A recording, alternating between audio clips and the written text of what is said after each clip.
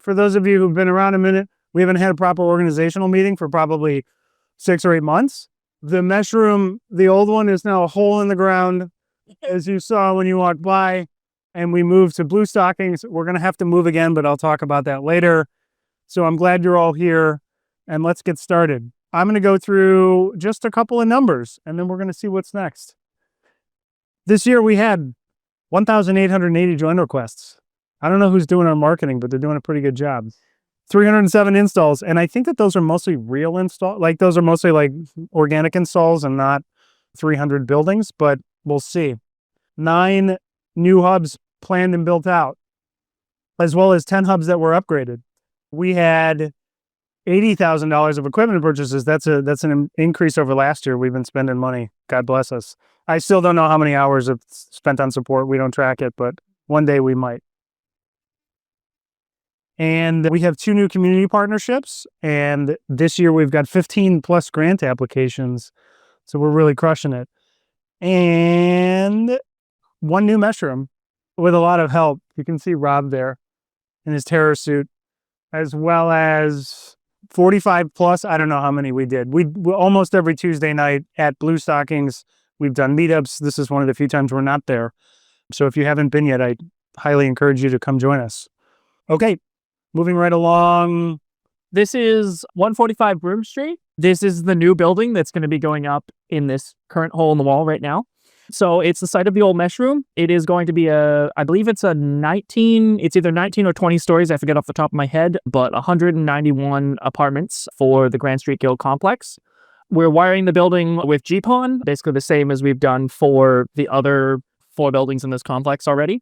Same thing, public Wi-Fi access points in common areas. We're also putting Wi-Fi access points in the hallways of the building. Right now, we're currently in the planning phase. I basically a couple months ago, I submitted the cut sheet, so like plan for the building, to management. I've been going back and forth with them with various questions about nailing down the spec and getting all that dialed in. Flip to the next slide. So basically what we need to do now is just keep going and answering questions, keep going back and forth for the building with basically questions about spec and whatnot. We need to nail down the spec for the fiber to the apartments. That's up for debate. With all of that, I'm also letting the contractor decide what they want to do, but we can also provide some suggestions on that. I'm thinking we may end up going with the Belmont fiber, but that's up for debate. And also there's the BOM for the building that isn't done yet. I've done the cut sheet, but I need to finish the specific BOM. And if you want to help, find me on Slack and we can do the thing. Great. That's that. So that'll be our 4th building in Grand Street Guild. So we have how many? 5th? Just kidding. 5th building for, I don't know why you asked me to do this. We're up to, I think, 300-ish active installs. Obviously, this is a super critical site for us. Almost all of our Manhattan traffic comes through this building because we wire fiber from here up to our data center at SN10. So obviously, we give it a lot of love. If you are interested in helping with big building installs, please reach out to Leiden or others. This is a great place to learn. Next, Dan, I don't know if you want to jump in. I made the slides, but can you have... Okay, good. Come on up. No, you got to get on video. You don't get to cop out like Leiden does. What's up, guys? I walked in 1.5 minutes ago, just as I planned. All right, so PH is just called Prospect Heights because it was a guerrilla install originally, and it had been going strong as just a couple of antennas and janky UPS for ages, and then we decided, let's get it legit. Big shouts out to Daniel and Brian, who got with the building and said, hey, can we be... Yeah, actually, let's real quick, clap it up for Brian specifically. Brian, well done. Yeah. So we needed to get legit. We got a lease on the roof. It is a good lease, I think, that's free. And then we were like, okay, let's actually rebuild and add some real antennas. It serves a lot of Prospect Heights. That's where I live. That's why it's partly important. Okay. Whoa, we're also going to drop fiber, or we did drop fiber to a bunch of basically every floor in the building. So that was another big thing, is now they're wired up. So that was the trade. We dropped fiber. We got to be on their roof and we're legit. So what we needed to do was add an outdoor rack. We added an outdoor rack. We added a bunch of outdoor server stuff. This is where I'm weak. We put a bunch of boxes in the outdoor rack, and then we spent a bunch of time dragging fiber or cables from the outdoor rack down to the basement and then back up. I don't know why we had to go down and then back up, but that's what we had to do. And so we did it. We also added new antennas on the roof. That was very important. And we added bunny ears and we added other stuff. We have Cables. some new capability for other buildings to connect with new 60 gigahertz AP. Yep. We upgraded their primary link to 2.5 gigabit where it was 750 megabit before, mostly to support all those new fiber installs. We dangle it. It's so that you can get Wi-Fi on the roof without being like, oh, damn, I can't get on. My road warrior is broken and I can't get on. Anyways, now there's bunny ears, so it's easy. And this is slightly misleading. We made this plan and then we put the antennas everywhere else besides where we said that we were going to put them. So everyone's shocked. Here's some really great pictures of us doing it. We had to make friends with the doorman because we were constantly carrying big, heavy things through their nice, bougie front door. It was really pretty at the time, so it was fine. Oh, look at this. Cable management. Eat your heart out. Look at that. Wow. We labeled most of them, and we got all but 3 right the first time we labeled them. Wow. 3 out of 15. Pretty good. We also, Daniel built out some really nice stuff. First of all, look, it's like a beautiful sunset. Oh my God, mesh. We tested all of the fiber and it mostly worked. I think there's still like 1 floor that we still need to fix, but that's fine. That's 1 out of so many floors. There's a dashboard. You can see who's installed. We have people installed. I'm blanking on his name right now. I'm so sorry. But he was like the first person to ever get a fiber install at PH. And Scott helped us with the board too. So big shout out to Scott for getting us all legit. And then probably the thing you're most wondering is, Dan, you are a consumer of PH. How's your link? It's excellent. Look at that. I have an excellent link now. Yeah. So there's the PH build out. Yeah, look at that. 1.95. Any questions on PH? Okay, moving right along. Vernon, every 6 months we talk about Vernon because Vernon is arguably our most important site on the mesh. So Vernon sits in Bed-Stuy. It serves, honestly, half of Brooklyn for us. It has 10 gigabit links in multiple directions. There are tons and tons of hubs that connect to it. There's probably 350 nodes that either connect directly to it or connects to it through another hub that connects to Vernon. So what did we do at Vernon this year? We did some fiber and power upgrades. The site needed a little bit of love. It's been a couple of years since all this stuff was installed. So John led the way on putting some additional wattage and load balancing on the roof, adding new fiber up to the roof so that we can do more high capacity antennas, as well as 2.5 gigabit for some connections to Prospect Heights. We also replaced its link to South Slope with a Ciclo 10 gigabit, which I'm going to talk a little bit more on the why later. We can talk about Vernon for 3 weeks, but I think we've drained it as much as humanly possible. So there's just always something to do at Vernon. If you want to come and join us and learn about the mesh and you see something about Vernon, that's a great one to come because it's a little bit of everything. It's an old site that has been upgraded to a new site that has every variation of antenna and configuration you could imagine. So it's a great place to learn. Oh, and we added the primary link to Prospect Heights, as I mentioned. We also added a VPN backup to it, finally, so that it doesn't go out when it rains super hard, and some new Wave AP micros to other links in Bushwick, which we're going to talk about in a little bit. Very exciting. Okay, Belmont Cove. So this was a big one, and this one's actually got some context. So in 24, Brian, once again, he managed a contractor-led build of the building fiber and infrastructure at Belmont Cove, which is our first Bronx Supernode. You can see it up there. It has a fiber link, again, 10 gigabits to SN10, and now is taking over all primary traffic for Harlem. So we have it all over the air. In the spring, we did a lot of planning. Andrew Dickinson is so much line of sight planning and things like that so that we can make sure that we have good capacity and good connection to the buildings around it.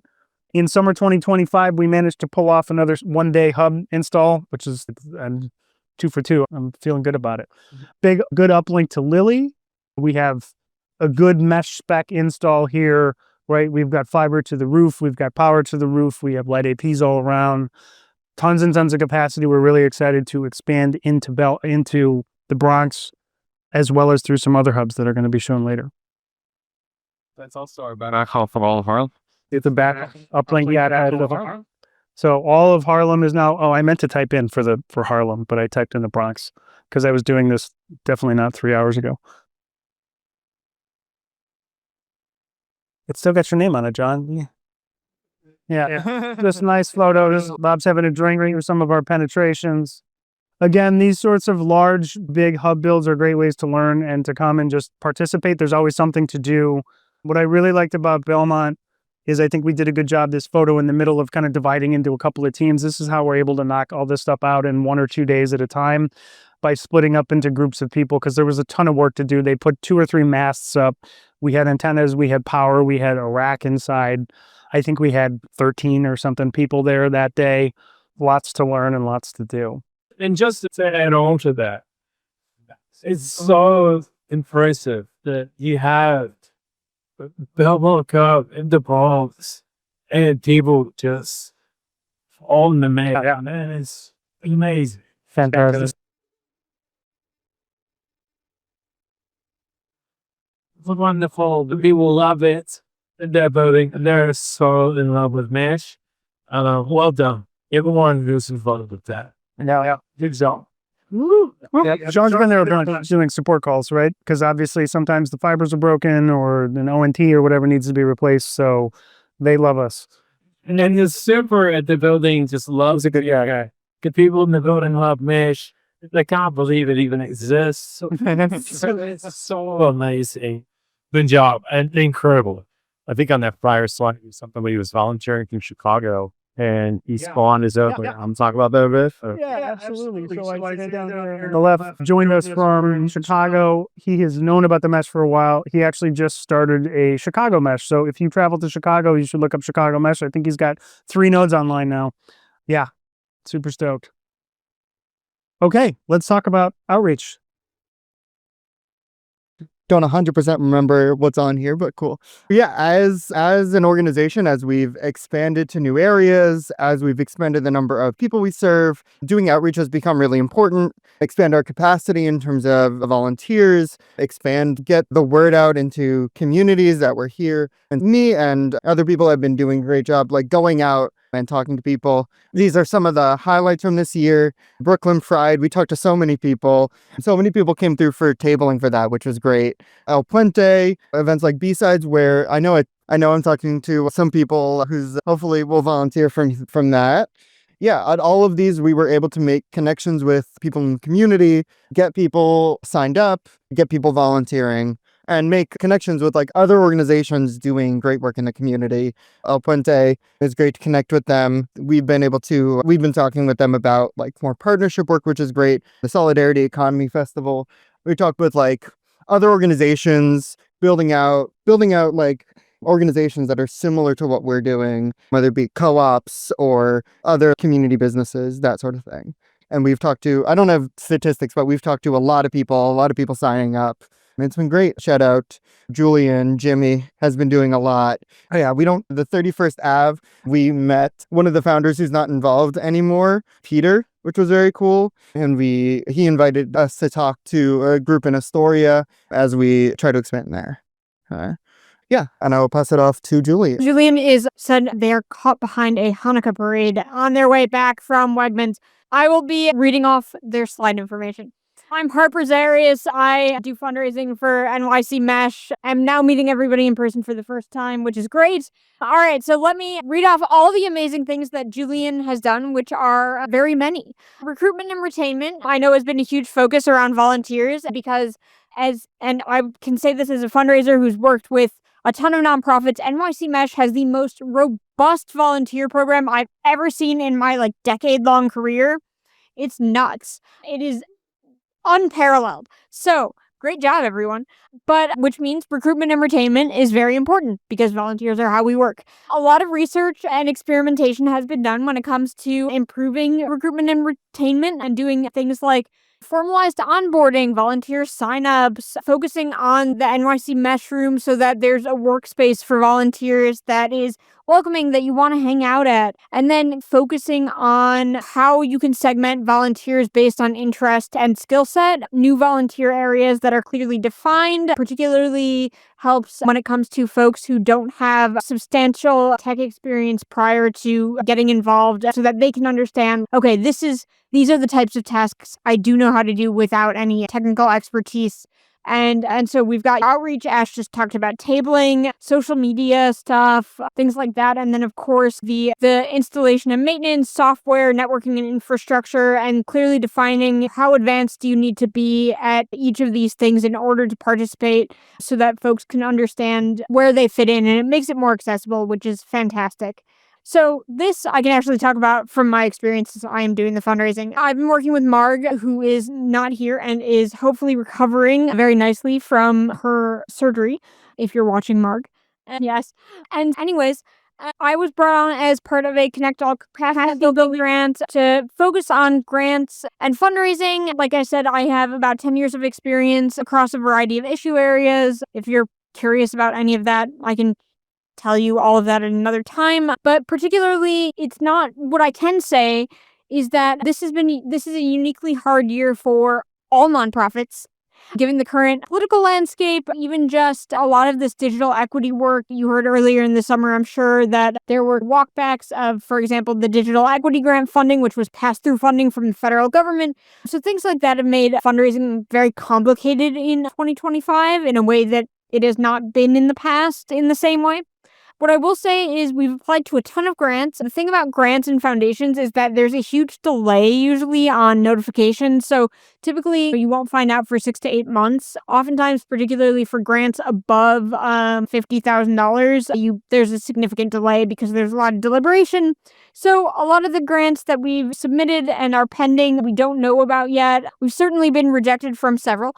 But I will say that's important because we're learning a lot about how we fit into certain funders' landscapes, and particularly for funders who are focused on kind of the more social elements of the work that we do. For the future, the things that we've learned is that we can strengthen our language around affordable access, social and racial justice angles, particularly when it comes to digital equity work, so that private funders understand better what the ultimate impact of our work is on the people who use NYC Mesh. I think that we can also better integrate fundraising into member communications. One of the great things about our network is that we reach so many New Yorkers, and there are a lot of folks who are involved in this sector who I think we can do better messaging for, and then identifying existing initiatives that we have that are more specialized, that lend themselves to what we call restricted gifts in the industry, which is essentially money that you can only use for one type of thing. So things like the Greenwood Cemetery Partnership, how do we get funds specifically for that line item? I think stuff like that, there's a lot of, similar to the SIF grant for volunteering, right? So that was just for volunteer programs.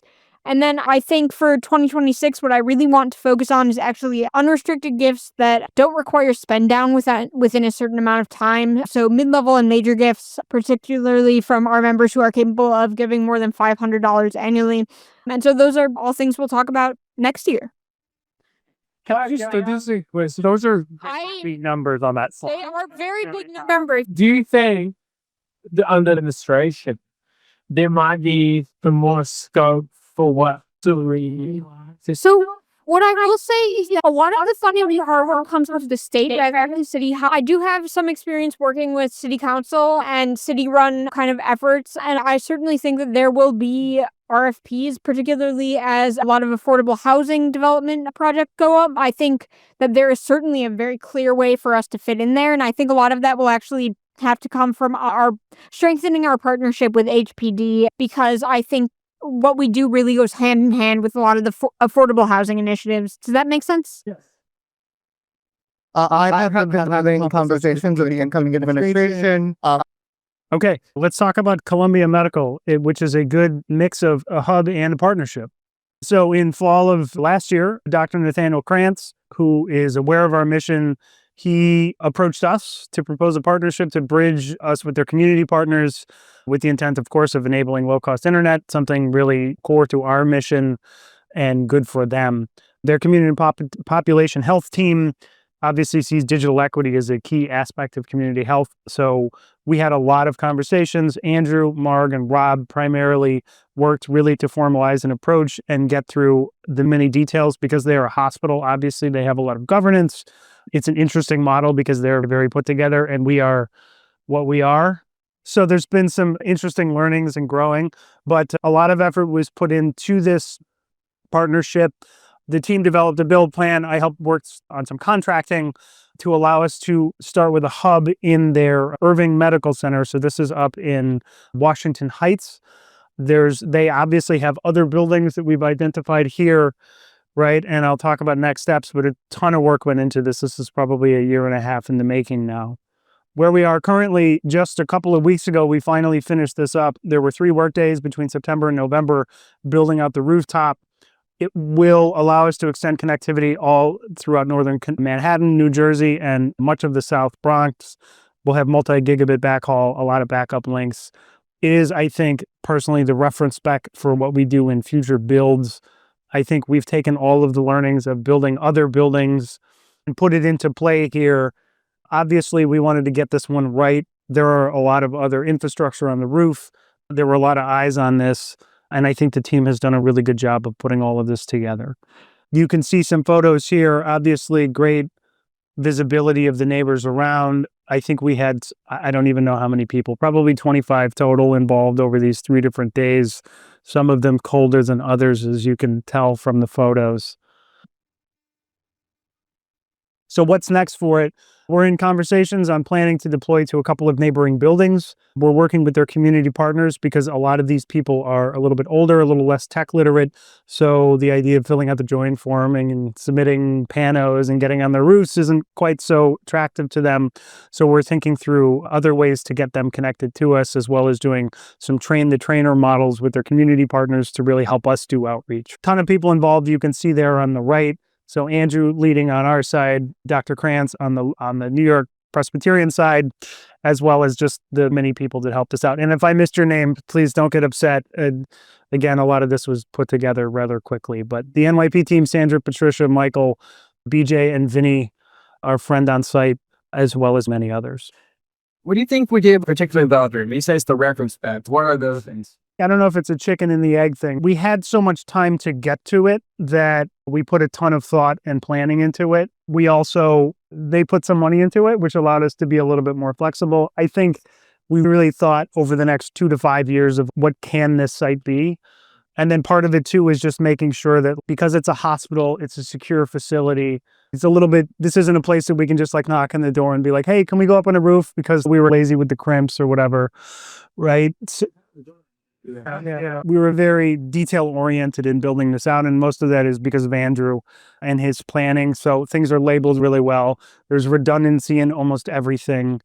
The hardware that's put up there is all new and tested, and we even did a mesh night where we had 20 people all configuring equipment together.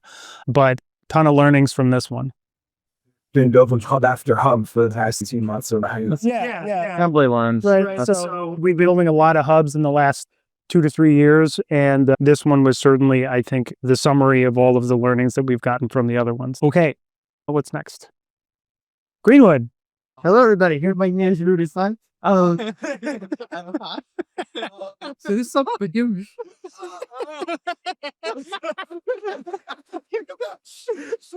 Surprisingly good for Jen and I didn't do any information. Like, that's good details. Anyway, so yeah, Greenwood wants Wi-Fi, and we started off. Oh, that's whatever. Setting up Wi-Fi on the edges of the cemetery. You can see we're doing a little, node install here. It's a little more complicated, I guess, but we're basically just getting Wi-Fi to one of the buildings that's on the edge of the cemetery. So now that we're on the edge of the cemetery, they're very happy with us. They want Wi-Fi in the cemetery. Some issues. There's no power. There's trees. There's a lot of weather. It's outdoors. But they have different constraints than our normal mesh installs. It's not home internet, right? They want people to be able to do Zoom calls and stream funerals and stuff. Less bandwidth requirements. Probably don't need it to work at night or when it's super cold outside and there's no one outdoors. And that leads to us having a different kind of network design, which we're trialing out. So SN3 is nearby, so we're able to get Wi-Fi to the edge of the cemetery, as I mentioned. But there's only buildings on the edges. So what do we do to get Wi-Fi into the park? We're going to use some solar panels. So we're going to eventually deploy this. Didn't get around to it before it got cold, but next year. We've been trialing out different ways of doing this, and it's a little bit new for us. So I made some mistakes with the initial purchases, and so we had to try some things. But the gist of it is there's a lithium battery in an enclosure that we're charging off of the solar panel. that is then giving power to an LTE to Wi-Fi router.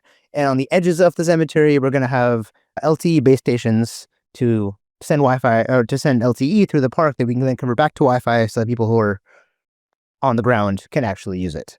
We're still figuring out how to mount this in the cemetery because the solar panels are big and wind is a thing.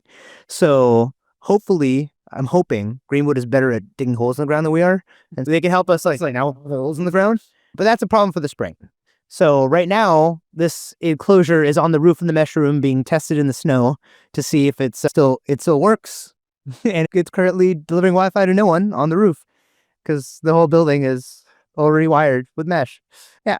Some challenges that we're working through. Obviously, like lithium batteries don't work great when it's below freezing. We think that's fine because probably people are not going to be outside. And currently it's 30-ish degrees outside and it's still running, but it does turn off in the middle of the night because we have a lithium battery that has a built-in BMS that cuts off the power, so it doesn't charge.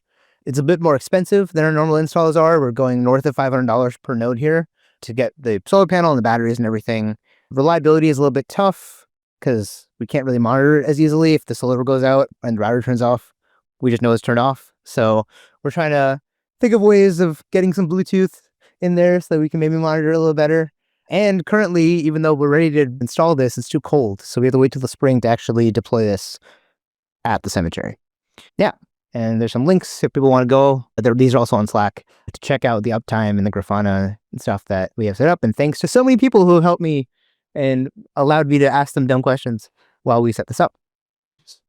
Hi, Dan Miller, High Tech on Slack, talking about some Brooklyn micro hubs. As Matt had mentioned before, Vernon is a really important point of presence that's out in the Bedside, Bushwicky area.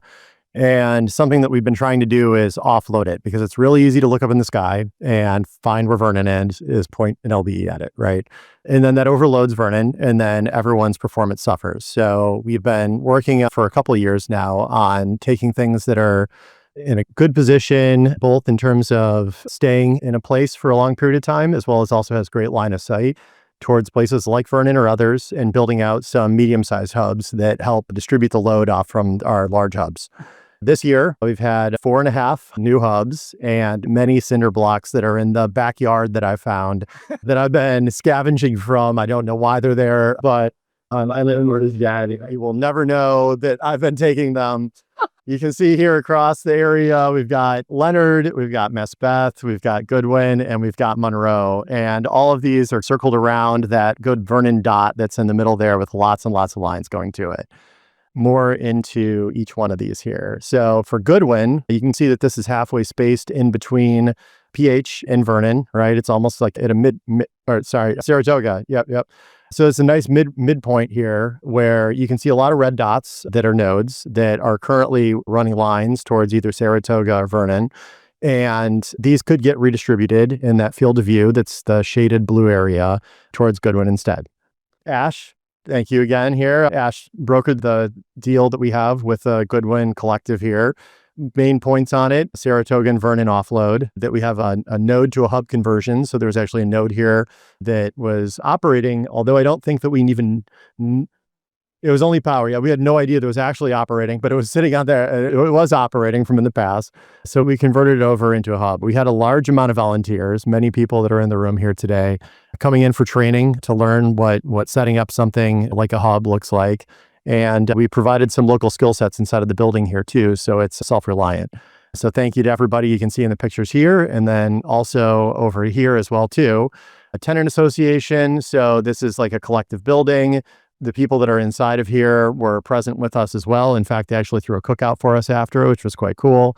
They have a community garden in the backyard. We put a public AP inside the back, and then we connected a whole bunch of units inside of the building. I think it was like 4 or something total. We're fortunate on that day. They did 4 more after the class. Cool. Yeah, my number was 4 on that day, and then 4 more after we left. So 8 in total in the place.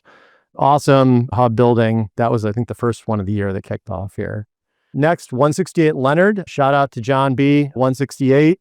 That was a great precursor to be able to drag some signal over. We had a project where we were offloading one of our supernodes or large hubs, And 168 was a situation where that area was underserved. It didn't have a really easy way to get connected. We found a way to broker those local hubs through 168, I should say. And it became a little spot of its own. But then Leonard showed up here. Somebody reached out to us and said, could you hook up our building? And it just so happened that 168 with you can see the light teal line there. That's a 60 gigahertz connection that's going across the water into Manhattan from Brooklyn. And so that enabled the ability to point this Leonard and build it at it. You can see here first this 168, some volunteers setting things up here. You can see where that building stands in relation to this local area, and then also a sector that's in the bottom right corner, which is feeding the neighborhood from the signal that it gets. And then here you can see what Leonard looks like, which is pointing at a few different buildings simultaneously and brokering a connection between a bunch of different sites. So this is sitting at the intersection of Greenpoint, Williamsburg, Bushwick, and also Manhattan. And it's an ability to convey traffic between all those places. So if your primary link goes down, it falls into a secondary link. And you can see in the bottom left-hand corner here was an odd instance where Vernon completely exited all traffic through this little link by mistake. We have better ways of doing that now, but temporarily it tried sharing the load of like hundreds and hundreds of houses. So it was nice to see that happen. Another one here is Monroe. This is the one I meant to say earlier that was between PH and Vernon. So you can see this neighborhood, the field of view. You can see all the red dots that are currently pointed at either Vernon or PH right now. And now they can connect into Monroe and offload those sites, but also have a faster uplink to it. So offers a better setup to everybody. So you can see here, Vernon PH offloading. There's a bird buddy on the roof. This and soon to be a gargoyle. So the guy that reached out to us here, he's got a thing that he's doing himself. He wanted some rooftop Wi-Fi. He asked if we could come help him. Might be interested in some level of partnership in the future with us. But for now, he had a bird buddy on the roof and he wanted to get Wi-Fi access into it. So he had a Starlink on his roof. He was using that. He asked, hey, could Mesh come and set up here? And you can build a hub on our roof and use it. And this is actually what Matt alluded to earlier, where we would have been looking for a nice site that had a VPN backhaul. So if there's rain fade issues with the higher frequency antennas, that we would be able to traverse the bandwidth and put it through a spot locally. This site offers, through their trash chute, we ran cables only on the upper floors where no trash will ever run into it. But we snaked some cables down, popped over, gotten some of the risers that go out into the IT closet and connected up the building. So that 6 gigahertz line keeps Vernon alive when there's heavy rain going on. Another smaller hub here. This is something that happened relatively recently. So this is a big push that's getting into Queens now. Maspeth is the name because it's in Maspeth. It goes against some of the naming conventions where we have roads that are the defining ones, but we decided to go with full-on Maspeth for this one. So we better not build anything else in that part of the city. You can see this massive chimney that's here, and that was a big draw. So someone reached out to us and said, hey, can you connect us? We figured if you went to the top of that, you can see in the bottom left portion of the image, the size of an 18-foot ladder extended going up to the side of the door to walk out on the roof and just how tall that is. We haven't gone up there yet. I think we need to figure out a way how to get up there, and that doesn't scare most people. But you can see a great shot. This is a limited portion of the field of view, but you can panoramically see basically the entire city from up to the top of there. For now, we have 60 gigahertz and a 5 gigahertz connection that's to Vernon, but the plan is to push the 5 through Jefferson so that we have some redundancy here too. So right now, this is just connecting one unit. I think it holds the record of the longest Ethernet cable run of 200 meters going from the person's unit from the back of the building to the front. So we had to put an amplifier halfway through because so yeah, the limit for anyone that's not aware is 100 meters for Ethernet until it degrades. So you need to fix that. And so this was just, it's amazing how long this building is, that it's double the length spec of what Ethernet is. All right, I hand it back over to you, Matt.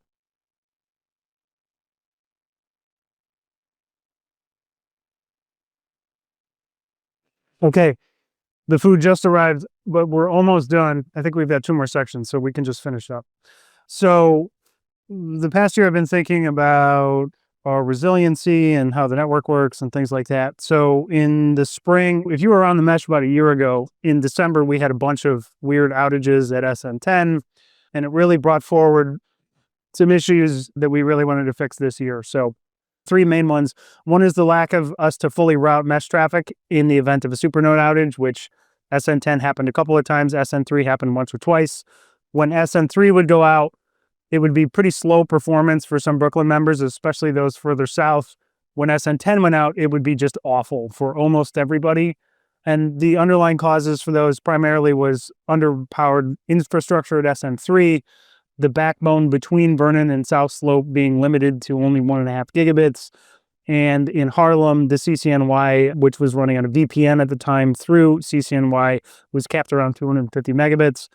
Number two, here on the left, we had unreliable or non-existent rain backups, as we've alluded to before. So Vernon did have a rain backup, but it was shared with the one for Saratoga, and between the two of them, they used a ton of traffic. So it wasn't very reliable. And then when we would have rain backups, it would trigger a lot of public IP address switches. So people would switch between supernodes, and just not a great experience for our members. Underlying there, right? So we had no real dedicated backup for Vernon. The South Slope VPN backup was really only limited to the people in that building. And here in Manhattan, there is no backup, and there still isn't. We're still working on that one. And then at the exits, right, unbalanced, primarily because of just the way the network has grown, as well as the fact that SN3 couldn't handle a lot of this traffic. So how do we solve that?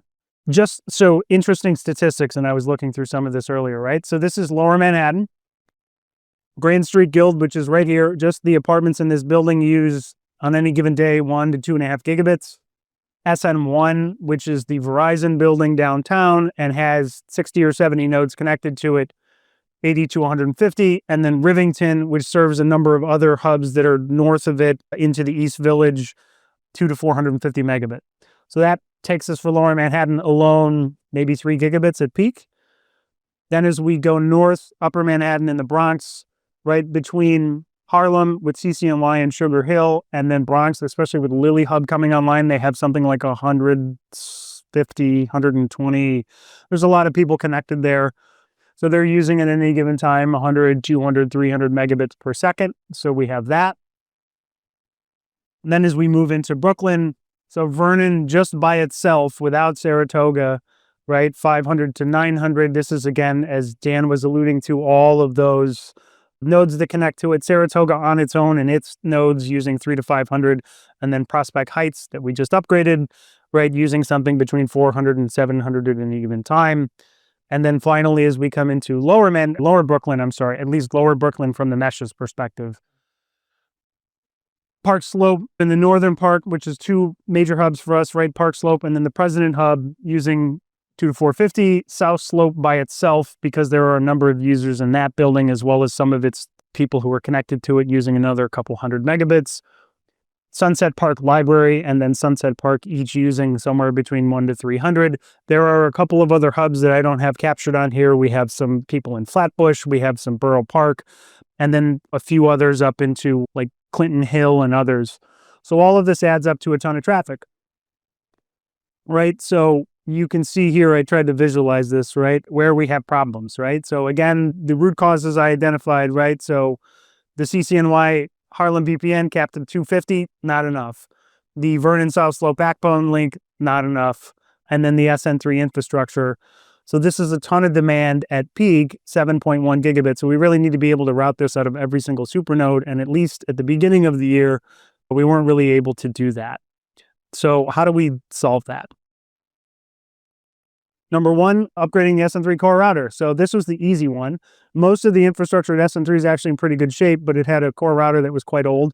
In the winter, when we had those outages, we urgently, Daniel and I went there at 4 o'clock in the morning after the fourth outage in a row and just replaced it with something that we had on hand. And then a couple of months later, we replaced it with something even more powerful. So now we have over 10 gigabits of routing capacity there, which is more than the fiber can handle anyway.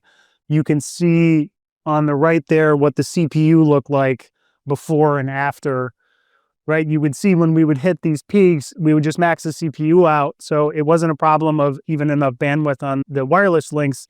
It was that the router itself couldn't keep up. So now we're operating somewhere in the 5 to 10% range. So plenty of room for growth.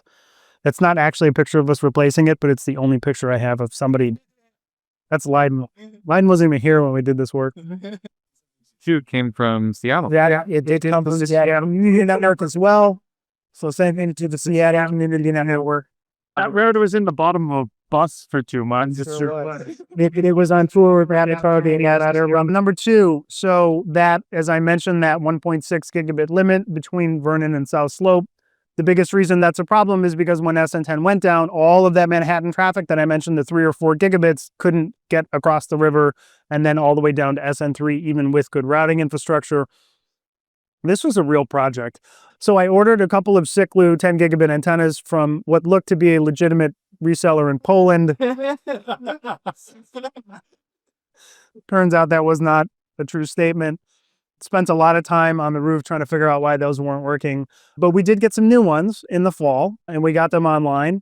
You can see some of the stats there. Some of that is simply because of overhead on the CPUs, right? But we should be able to see 5, 6, 7 gigabits over the air now between both supernodes. And then the third part was just balancing the traffic itself, right? So this is an image of what things look like before we made a lot of these changes. And what you can see here in green is that most of the traffic was going out of SN10. So as I mentioned, we had 3 to 5 gigabits at any given second going out of SN10 and only 1 or 2 going out of SN3. And primarily that was simply because of when we bought the hardware. So 3 or 4 years ago, the Siklu up there between Grand and Vernon was installed because Vernon didn't have enough capacity. Historically, all that traffic was coming right here to Grand and then riding up to SN10. And that has worked perfectly fine for us. But thinking forward, both from a balancing perspective as well as trying to keep a lot of those IP address switches, we started thinking about how do we get this traffic a little bit more balanced. What's not on this, by the way, is all of the Manhattan nodes and all of Harlem. This is really just a view of Brooklyn. And the numbers on here are just OSPF costs. There's the avalanche of Slack posts about the why. But this kind of shows like how we thought through how some of these would work. So then in, I want to say the late fall, after we got all these installed, we made some changes, including adding Monroe as the VPN backup for Vernon. And this visualization really shows how traffic now flows primarily across these different links to get all the way to SN3. So at this point now we have traffic super balanced between them. This is a view of it. SN10 I think takes just a little bit more, but we're a little bit more balanced now. I think SN10 is still going to grow because we have a couple of other bigger buildings coming online in Manhattan and in the Bronx, but that's okay because now we can actually handle it, right? Long term, there are other projects in flight that are going to take a little bit longer to further improve this infrastructure at the edges with 100 gigabit routing and other things like that, but those are a little more costly and time intensive. I think this was a good project and a lot of people helped me out with this.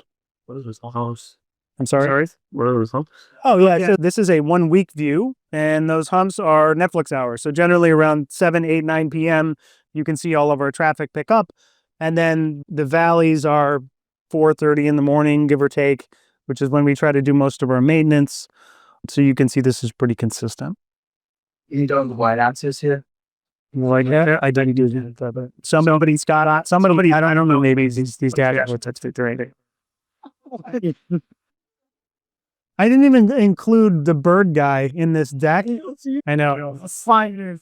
As an aside, Dan installed Wi-Fi for a guy that lives on the roof of a building, and there's 10,000 pigeons maybe that live with him. I don't know. Yeah. It's a real interesting character. Yeah. He actually had a documentary that was released for him. I'll try and find the name of that. Cool. But if you look up Birdman of Brooklyn, that's pretty easy to find. Birdman Brooklyn, yeah. Every day he has live streams on Facebook if you find him, and it's all powered through Mesh.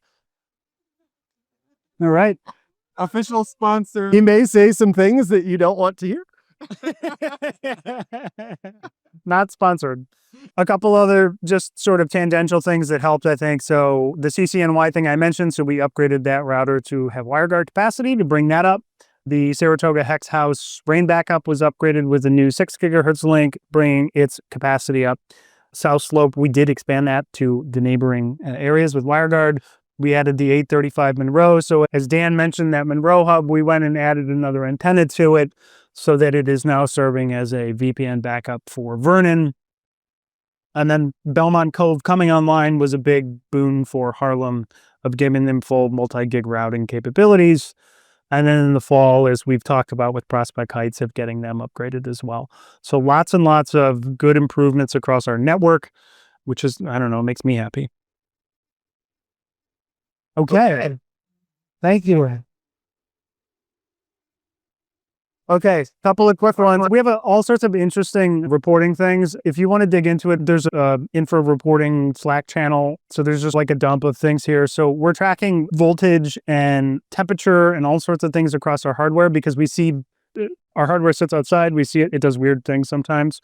And this really helps us. I think that there's just a lot to learn from looking through some of this information. I don't have notes on this one. I'm sorry. So Zabbix collecting data from devices with SNMP, APIs, agents, others, and then outputting it to Slack. So there's a number of different Slack integrations that we have and bots that give us problem notifications, right? So everything from expired certs, as you can see here, from specific services that we care about that go down, as well as other integrations and whatnot, so that we understand if the power trips. In fact, as a great example, the power here, because the electricians were doing work and they didn't tell anybody, the power went out one day and it was a bad day for everybody in Manhattan. And then we knew it was coming the next time that they did it again without telling us because we got the alert in Slack and somebody noticed it. And I jumped on a bike and headed over here before the UPS ran out of battery. Works in the real world. The edge powers are tracked, the Dell iDRACs for hardware level server data, Proxmox, we have APIs for hypervisor data in our Supernodes, web certificates. We're looking forward to 2026 of doing SNMP monitoring of Junipers, MikroTiks, Proxmoxes, all sorts of things like that. We have a lot of random hardware, stuff that's been donated, stuff that works for the applications we need, but we don't like paying for consolidated web hosted monthly active user services. Right. Microsoft raising the rates every month. So nobody wants that. This is pretty cool. Scott put Proxmox backup server. So we have a ton of now what are very critical services sitting in most of our supernodes, probably most importantly DNS, but also a couple of other things. And Scott has implemented some automation that replicates backups to all three supernodes. And now because it's all over the air, it moves very quickly. If you look at our traffic statistics, you'll see a 500 megabit peak every night because he bandwidth limited it so it wouldn't crush the entire mesh. And it backs up everything every single night so that if we do have some sort of supernode failure or hardware failure, we have offsite backups of all of that. So just in case SN10 gets, I don't know, hit with a meteor. Just trying to say something that wasn't like really going to get me arrested. This is my favorite one. It's very chatty. It makes a ton of noise, but the node watcher, we have a whole channel that just tells us whenever nodes go up and down, which is way too much noise. But what I love about it is it actually does root cause analysis, right? So this is an example that shows when we had a problem at Vernon, right? And it will tell you everything that went down and it suspects the root cause. This is super, super helpful for us when just like all of a sudden we get 8 Slack posts of, hey, the internet stopped working, as well as when they come back up. Right? Honestly, my favorite thing about this is right here, this little all nodes are up. Because if you're doing maintenance on a day and you're like, all right, sorry, I'm going to kill everybody's internet for an hour, it's really good to know that everybody came back up because otherwise it's practically impossible. You have to screenshot it. You have to, okay, there were 25, I don't know, you got to look at like the IP routes.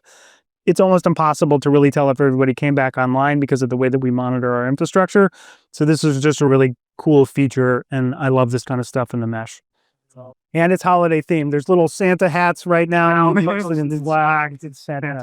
Grafana traffic reporting. I referred to that already. I showed some of that. We also track a lot of our backbone links. So we have a lot of antennas that are not Ubiquiti. So we track all of our Ubiquiti stuff in a self-hosted UISP server. But we have Cambium antennas. We have Ciclu antennas. I think we got rid of most of the other garbage that were out there. But there's a ton of MikroTik stuff out there, right? And with no centralized reporting.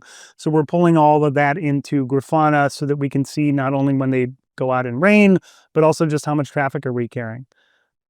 And then I have notes from Willard, and I'm just going to read them to you. So those of you that are interested in the mesh infrastructure, we're doing a weekly or maybe bi-weekly on Wednesdays infrastructure sync. So we're looking to modernize some of our CI/CD tooling, which has been using in its current form and style for around 18 months. There's a working group led by Willard that's looking over what's worked well and what hasn't. A lot of our infrastructure is deployed with GitHub and other automation like Ansible and Terraform, but we're trying to really modernize that and make it easy to and accessible to others. Right now, we've only met twice so far, but we've outlined a couple of areas of improvements. So primarily CI and CD, using GitHub Actions for our deployments. Zach and Kay are really familiar with some of the alternatives. We're thinking through how to make that better and maybe bring some of that back onto the mesh because some of this stuff is hosted in the cloud.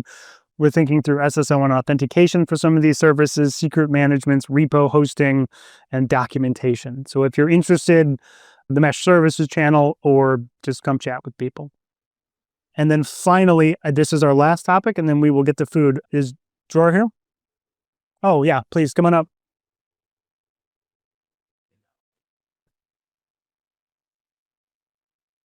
Hello, nice to meet you all.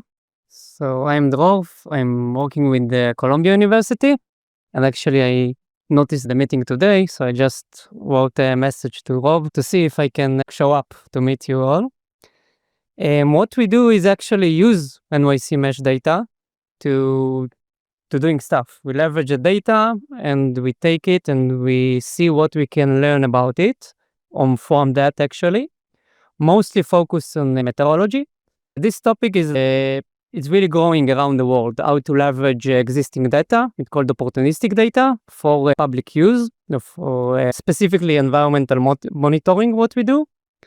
So besides bothering Rob and sometimes Oliver when we have a failure in access to the data, what we do is like just leveraging the NYC Mesh network data and try to see what we can do it in terms of weather sensing. So what I show here, it's actually data that we publish already, that it's out there that you can look at from about 100 leaks of NYC Mesh data. And we mostly focus on the signal strength, on the RSL or received signal level, just how much power received on the signal on the receiver station. It's very basic, but however, we can take this data and transform the network to weather sensor network. So it's really like exciting because this is also community network, and what we're doing in our lab is basically also for opportunistic sensing, which leverage communication network around the world. And the new data set is always good in terms of NYC Mesh. It's a new type of data that works in very dense environment, urban, dense environment, new environment of New York. And we also use here multi-band, like multi-frequency band. We have 5G links, 20 gigahertz links, 60 gigahertz links that it's unlicensed band that usually communication network do not use, and also E-band in the 70 gigahertz. So we have data set that it's you can access, that it's nice. We have a GitHub that you can also look at the weather sensors and that we leverage. We leverage also PWS from Weather Underground, and we do some analysis with the data and show that it's useful to use communication data for weather sensing. So the idea, the slide is not nice as the others, but the basic idea is take the communication network. We have between the transmitted signal and the receiver a lot of interruptions. So we take the network failures, specifically weather, but it can be other stuff. As mentioned before, there are a lot of unknown interruption to the signal level, but we want to learn that to, for example, with the machine learning or signal processing algorithms, to take the interruptions and to leverage it as for the basic idea, for example, rainfall. Like rainfall, there is really valuable data that we have a lot of sensor inside the city that it's actually spatial and temporal resolution that radar or other data sets sometimes cannot provide. The basic physics that a lot of phenomena affecting the signal, whether it's snow that we had a few days ago, I didn't put the data from that, but we really see in the signal the affecting of snow. So transforming this communication network to weather sensing is really a growing field around the world. So we publish data mostly from wireless links of NYC Mesh in Brooklyn. We call it Open Mesh. It's like open data set. We show it's applicable for a lot of applications, especially for weather, for example, for snow, for rain. So after publishing the data, what we do every day is collecting the data. It's a 1 minute resolution actually. When you derive it daily, you can get the 1 minute resolution data. Now I think you change the platform that we get the data, but it's still about minute scale resolution. So it's very high resolution in terms of weather that the other sensor cannot provide. Here we can see like the effects during snow event on different frequency signals. And actually there is no other sensors that can provide the same resolution in Brooklyn area. If NYC Mesh keep expanding, we can keep our mapping and So this idea of environmental sensing, we basically take the idea of the data mostly pro bono from a communication network around the world, but also from smart cities, and community-driven network is really innovative in this sense. So you can, of course, write me in Slack or contact me. We are willing to collaborate in any time if you are interested in some analysis of the data or to participate. We also need to plug in the antenna in Colombia. So I saw it was 3 years ago. I wasn't in the talks, but there is, like, you already came to our MAT building and we have antenna there, but it's not connected yet to the network. Maybe with the Medical Lab of Colombia, you can but now I'm here in New York because I wasn't in New York last time. So I thought that I will push it. And that's it. So thank you.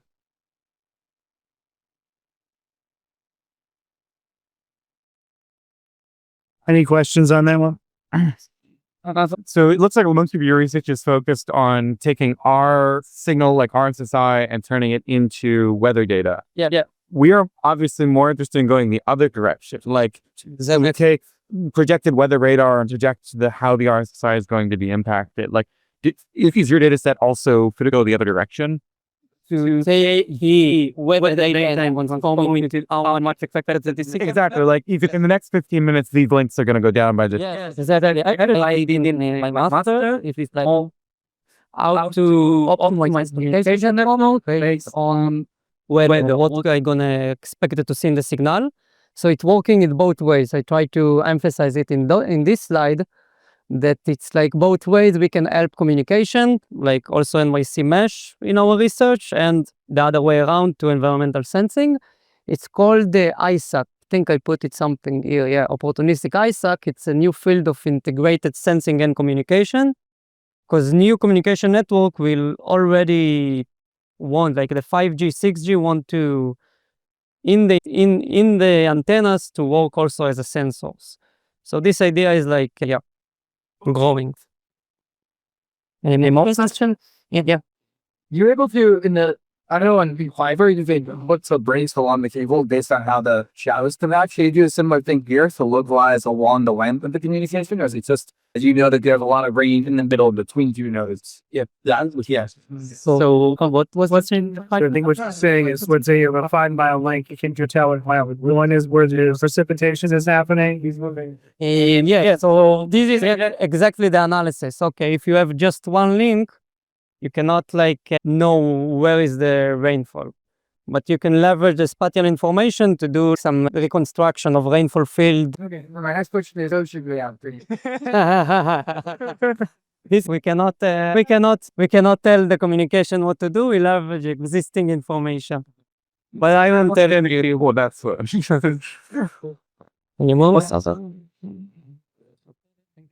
Thank you so much.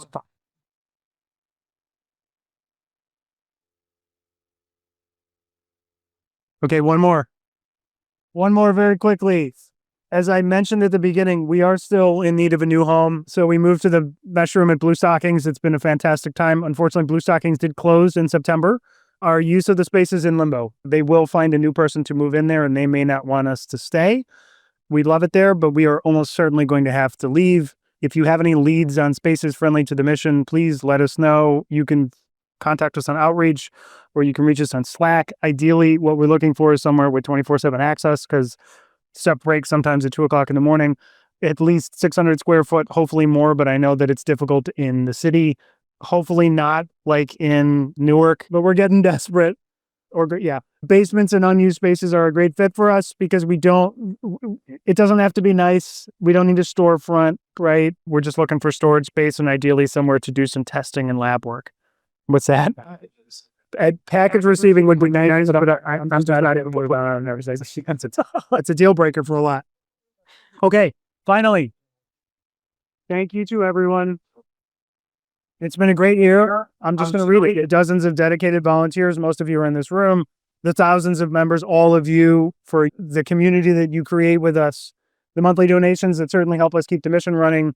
The many community organizations that we're involved with for your partnerships, whether formal or informal. All of us, everybody, planners, organizers, engineers, enthusiasts, techies, advocates, and then everybody else that makes this possible. We really cannot thank you enough. So happy 2026. Thanks for being here.